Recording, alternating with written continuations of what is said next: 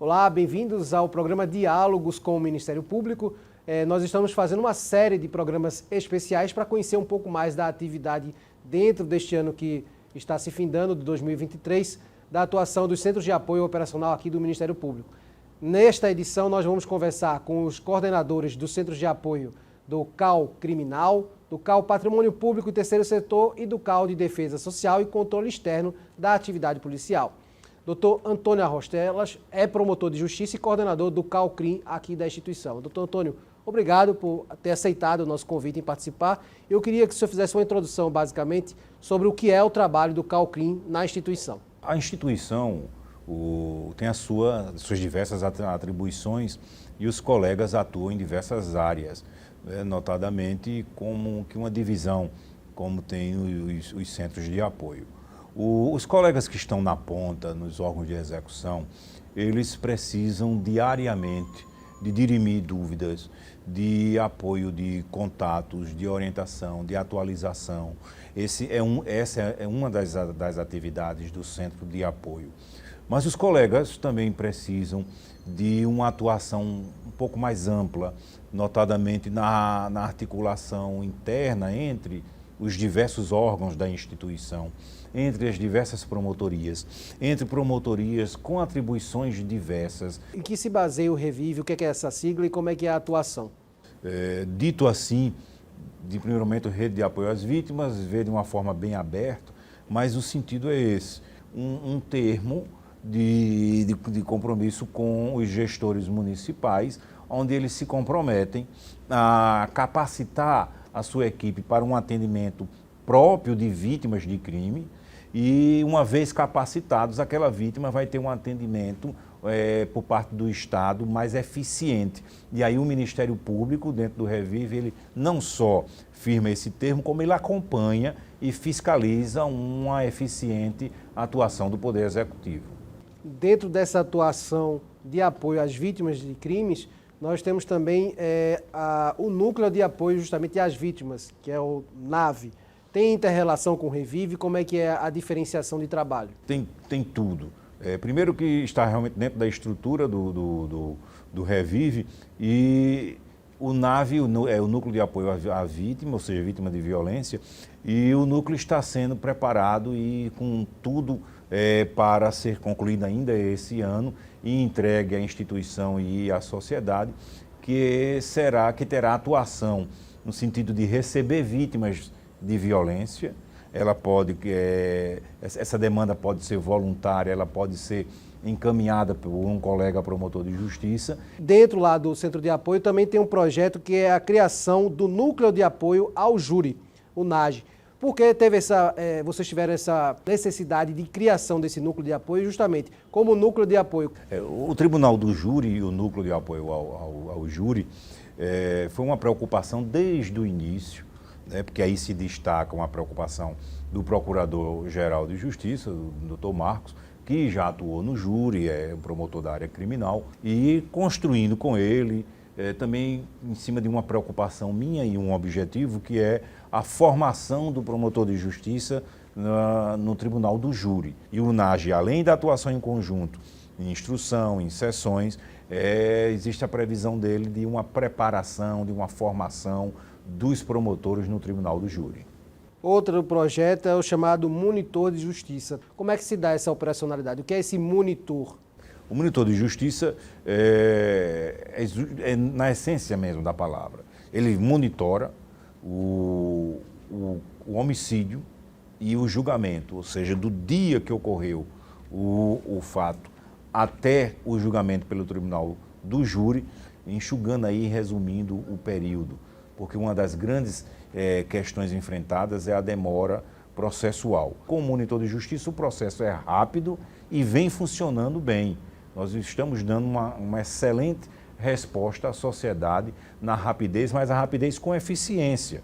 Perfeito. Doutor Antônio Arrostelas, mais uma vez, queria agradecer por ter aceitado o convite em participar de diálogos com o Ministério Público. Seja sempre bem-vindo. Muito obrigado e estou à disposição. E você continue conosco. No próximo bloco nós vamos conhecer um pouco mais do trabalho do CAU Patrimônio Público e Terceiro Setor. Até já!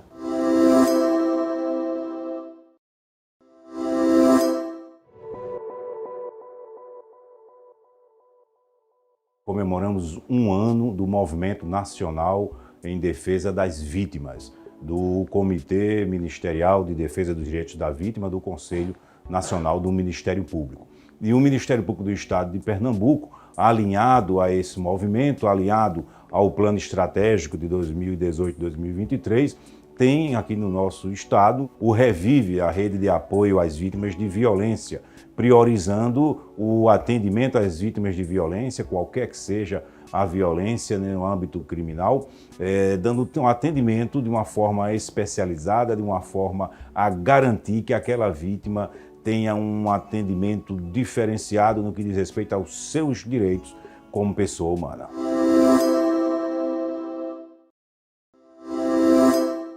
Olá, estamos de volta e neste bloco nós vamos falar com o promotor de justiça e coordenador do Centro de Apoio Operacional de Patrimônio Público e Terceiro Setor aqui da instituição, Dr. Odir Flávio Guerra. Dr. Odir, mais uma vez obrigado por ter aceitado o nosso convite. Inicialmente, Dr. Odir, eu queria que o senhor resumisse qual é o trabalho do CAU Patrimônio Público e Terceiro Setor aqui na instituição. Hoje, as promotorias do patrimônio público, elas recebem uma gama imensa de denúncias. Então, nessa tônica, a gente precisa efetivamente chegar junto dos colegas e dar o suporte necessário que o CAU pode dar no desenvolvimento das atividades dessas investigações. Perfeito, doutor Odir. Para a gente conversar aqui o início dos projetos, da atuação no primeiro ano do CAU de Patrimônio Público e Terceiro Setor, eu queria que o senhor falasse um pouquinho da importância do tratamento sobre nova lei de licitações, que às vezes é tão caro para as instituições públicas. Verdade, Rafael. A gente está vivendo aí um momento de adaptação das gestões, não apenas dos municípios, como do Estado. O próprio Ministério Público vem regulamentando vários itens da nova lei de licitações. E essa preocupação em relação à atualização foi logo no início do ano. A gente tentou mudar a forma de comunicação com os colegas e fizemos alguns cards que resumiam tópicos da legislação, como também de aspectos que vinham sendo tratados ali pelo Tribunal de Contas da União, pela AGU. Então a gente passou a remeter isso em pílulas para os colegas, tanto através do grupo do WhatsApp que a gente tem do Patrimônio Público, como também por e-mail.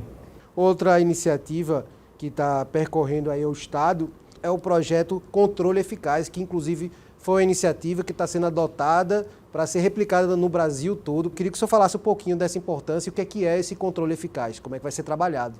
Pois é. O CAU esse projeto já existia, estava ali, ele veio na época da pandemia e a gente estava precisando dar um enfoque interessante no projeto que já era muito bom. Então, hoje a gente tem basicamente 13 municípios que aderiram ao projeto. Visa otimizar a atividade das controladorias dos municípios e esse viés preventivo, controle, é algo que está intimamente correlato ao que a gente falou antes em relação à nova lei de licitações. A nova lei de licitações fala muito de controle. O que é que a gente fez? Além dos promotores instaurarem os seus procedimentos, nós fizemos uma reunião em Caruaru com alguns controladores, com a participação da CGU, da Associação dos Controladores Municipais e também do SEBRAE, que apresentou um curso de gestão pública lá para os controladores.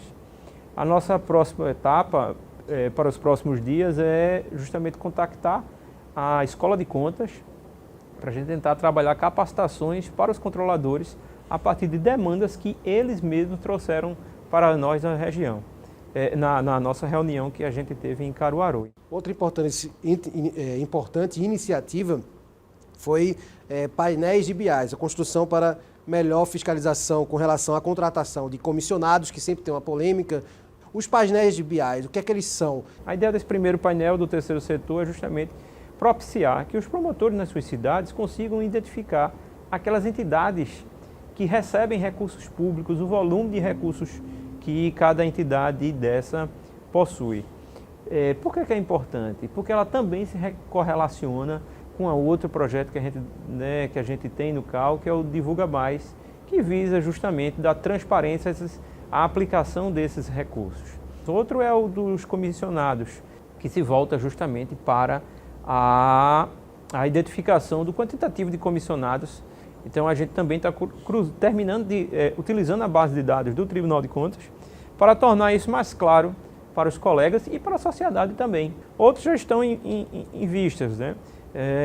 Como você mencionou ao final, que se refere a esse painel que se volta aos festejos para a gente divulgar, né? Não apenas a grade de programação dos municípios em relação aos festejos como todo, Carnaval, São João, mas também os investimentos que cada município desse faz com determinadas atrações. Doutor Odi Flávio, mais uma vez, obrigado por ter aceitado participar aqui do Diálogos com o Ministério Público de Pernambuco. Seja sempre bem-vindo. Obrigado. E obrigado a você que ficou conosco nesse segundo bloco. E no próximo bloco, nosso último bloco deste programa especial, você vai conhecer um pouco mais do trabalho do Centro de Apoio Operacional de Controle Externo da Atividade Policial e Defesa Social. Até já!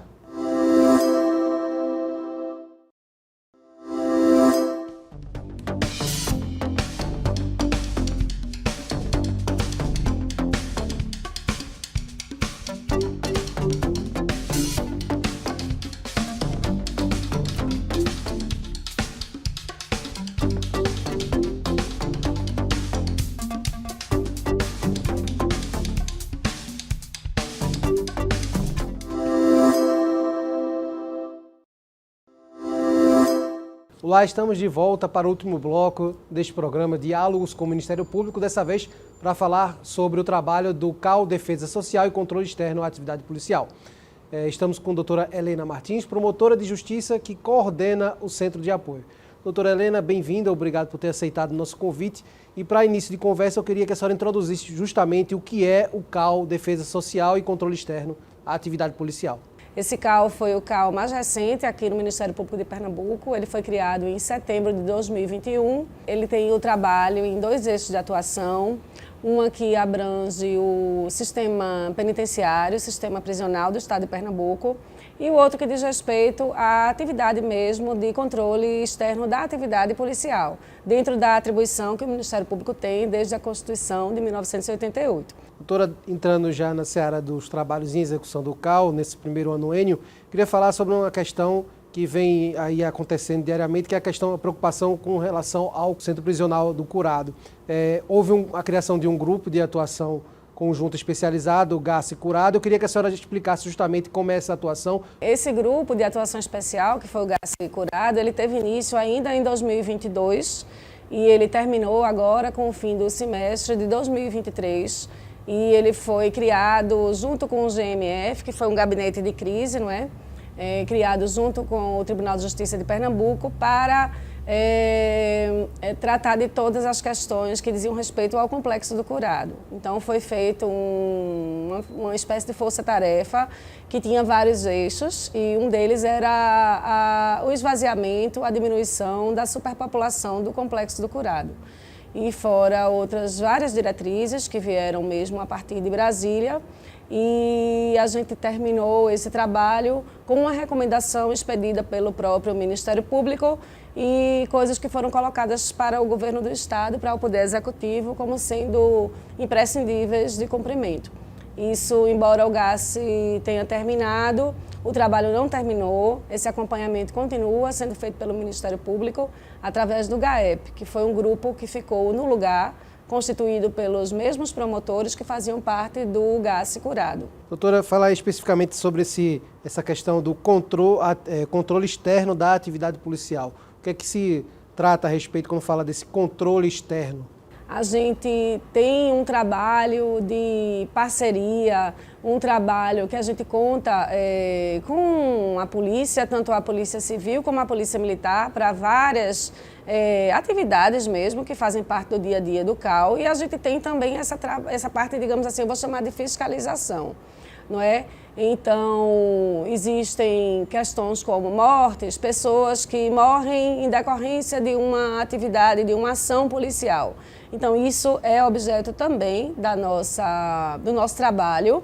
E para isso, como o CAU tem um um perfil consultivo, como todos os outros CAUs, foi formado um outro grupo de atuação especial, que é o GAS Controle Externo. Por último, doutor, eu queria que a senhora falasse um pouquinho sobre a consultoria que o próprio Centro de Apoio, como Centro de Apoio, dá aos promotores de justiça em relação à área.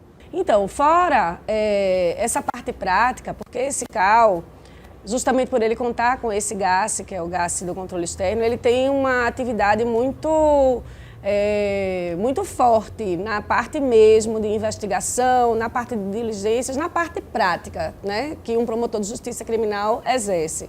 Então, fora essa parte prática, que tem como produto, dentre outras coisas, um manual, uma cartilha, para que o promotor de justiça, tanto menos experiente como mais experiente, ele tenha condição de, ao receber um inquérito policial, tratando da morte de um cidadão, da morte de uma pessoa, ocorrida dentro da atividade, da atuação de um policial, ele saiba tudo o que ele precisa prestar atenção naquele tipo de investigação. E aí esse inquérito, quando chega na mão, no gabinete do promotor, com esse olhar, ele vai poder saber que diligências ele vai requisitar à polícia para que aquele inquérito, se ele não tiver chegado completo, ele volte completo e em condições do Ministério Público dar o seu posicionamento, seja ele pelo arquivamento, porque ele se convenceu de que realmente era um caso de arquivamento, seja pela denúncia, mas uma denúncia que tenha condições de realmente chegar até uma sentença eficaz. Ok, doutora Helena Martins, coordenadora do Centro de Apoio Operacional de Defesa Social e Controle Externo da atividade policial aqui da instituição. Mais uma vez, obrigado por ter aceitado o nosso convite. E você já sabe, curta, compartilhe, assiste quantas vezes quiser esse vídeo. E o que é de interesse público é notícia no MPPE. Até a próxima. Ministério Público de Pernambuco.